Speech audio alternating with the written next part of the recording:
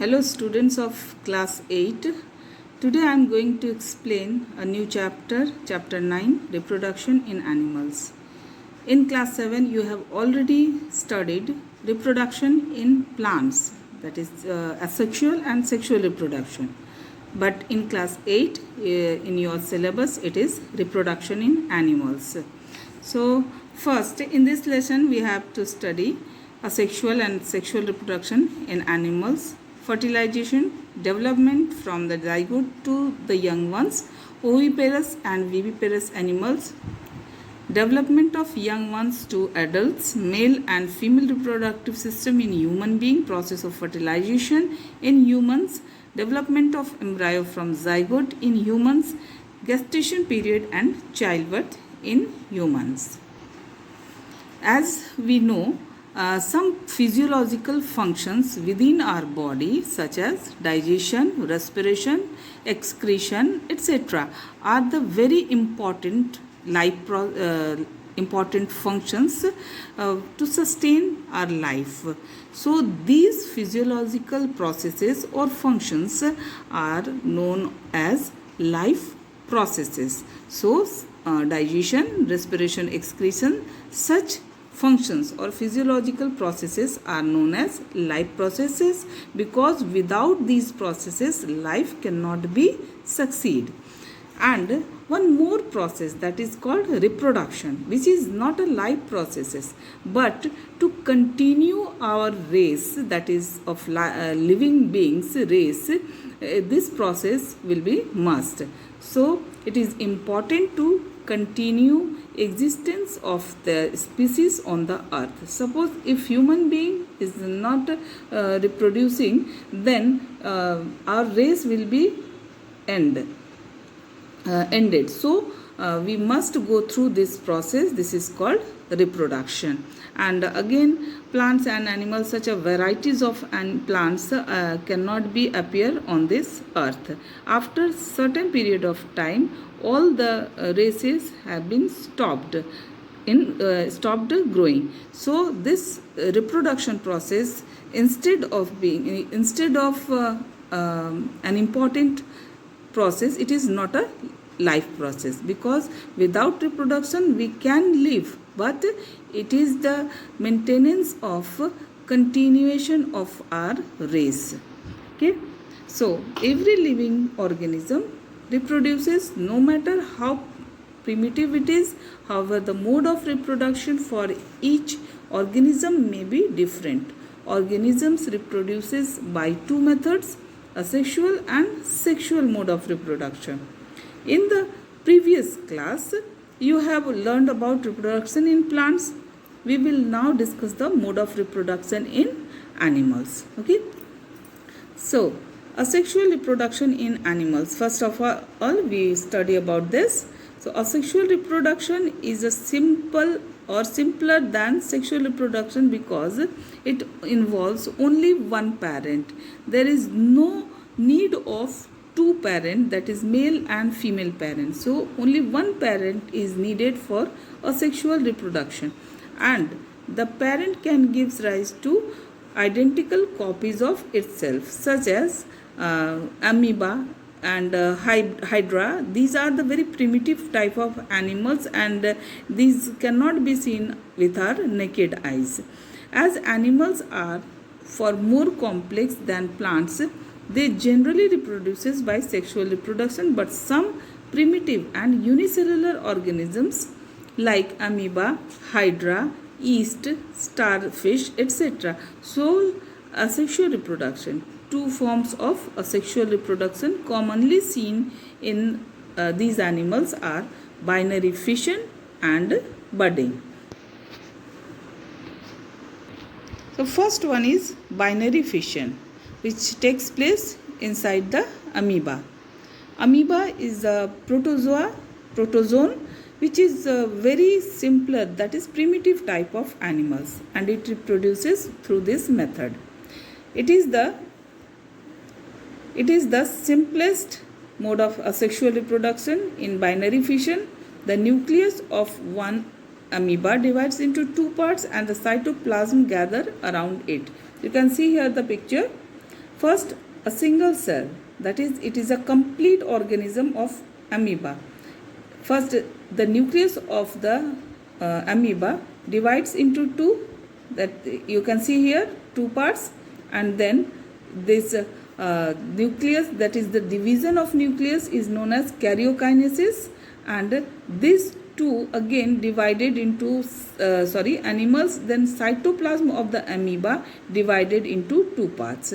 First, constriction, this is called constriction, appears in between these two daughter cells, and then it completely divided into two daughter cells. So division of nucleus is called karyokinesis, and division of cytoplasm is known as cytokinesis. Okay, so this is the stages of binary fission in amoeba. After gathering the cytoplasm around each daughter cell, both the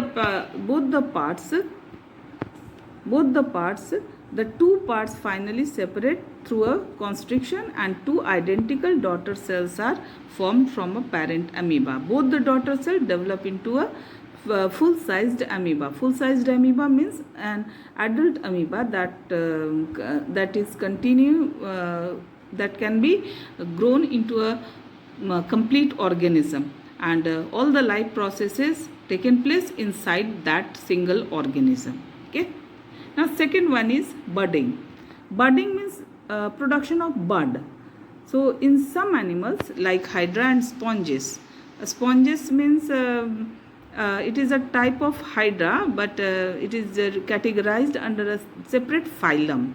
You will study in the senior class, in 9th class.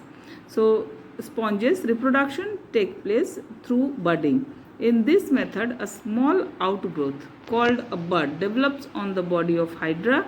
This bud remains attached to the parent body and grows into an adult after growing for a certain period as an adult.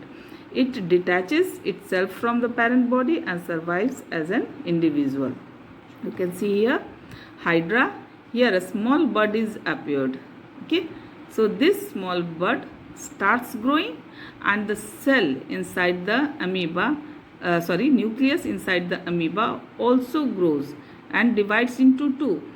One nucleus still remains in the parent body, and another nucleus goes inside the buds, and this bud again starts growing, and finally when it detaches from its mother plant or parent plant, and it's grown into a separate or individual organism, that is baby or daughter hydra. Okay, so these are the stages of budding in hydra. First, nucleus divides into two, and one nucleus remains inside the parent body, another nucleus goes inside the bud, and then bud starts growing, and a full-sized bud, then when become a full-sized bud, it detaches from its mother or parent plant and grown into an individual. Okay, so in this way hydra can reproduce and produces its new species. Okay, so what is cloning? Cloning is a different type of things. Scientists have developed an asexual method of artificially producing identical individuals in animals called cloning. That is a similar type of organism developed from any somatic cell. This was first done by Ian Wilmot in Scotland. An identical cloned sheep called Dolly was the first to be developed. I will explain it later on. Now second one is, you have studied sexual reproduction, and now sexual reproduction in animals. In asexual reproduction, only one parent is needed, but in sexual reproduction, two type of parent is needed. That is, it is a biparental method. So male and female, both parents are required for sexual reproduction. In most animals, the mode of the reproduction is sexual, This involves the participation of two parents, male and female. Each parent has special organ that take part in the reproduction and produce reproductive cells called gametes, just like plants. Plants have also male and female plant flowers. So male flowers produces anthers and female flower produces ovum. So these two are just like plants. These two are gametes, but here in animals, gametes are not anther but ovum in the female and sperms in the male. So sperm and ovum are called gamete, which are taking part in the fertilization for growing into a new organism. Okay, so the gamete produced by the male parent is called the male gamete or the sperm, and the female reproductive cell or female gamete is called the egg or ovum.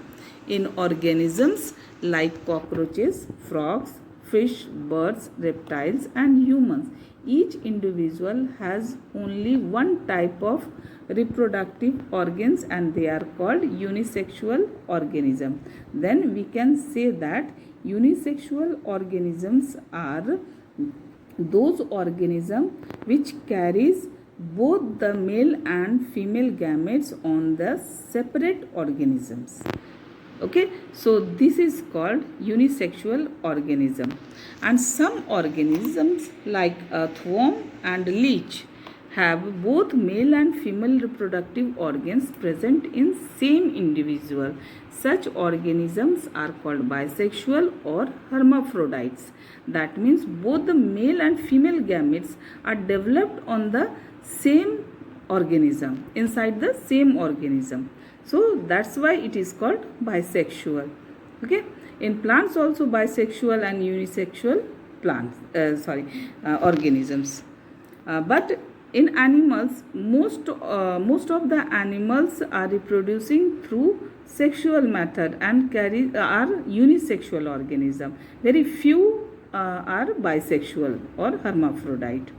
So bisexual is known as hermaphrodite.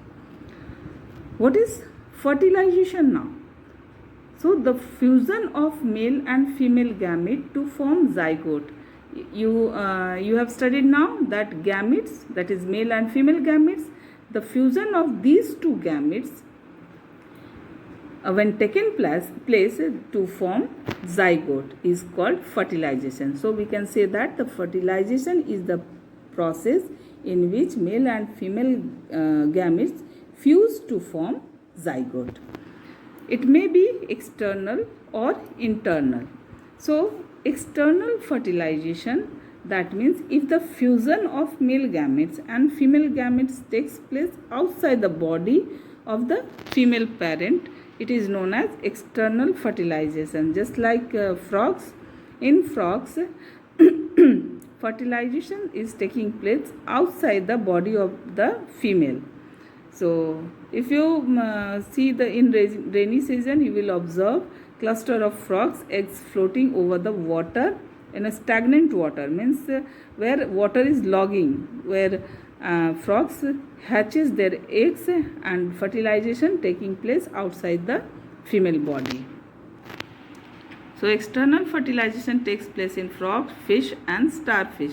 Both the parents releases their gametes into the water where they fuse with each other. For example, a female frog lays hundreds of eggs which remains protected and stuck to each other with the help of a jelly-like substance. The male frogs deposit the sperms over these eggs. Sperms have long tail-like structure which help them to float towards the eggs and fertilize them. You can see here just like this is sperm and it is called head and this is called tail.